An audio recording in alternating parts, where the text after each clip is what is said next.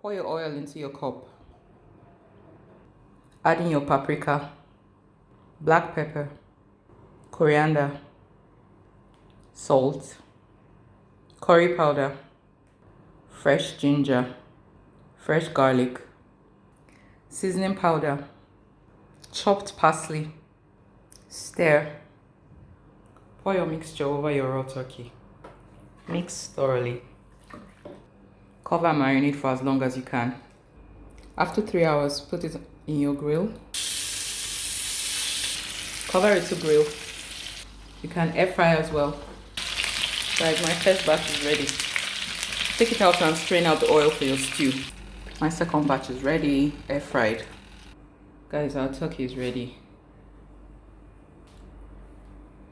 Just sprinkle more herbs over it and serve. Yummy turkey. Mine is going into a stew. Guys, I just made this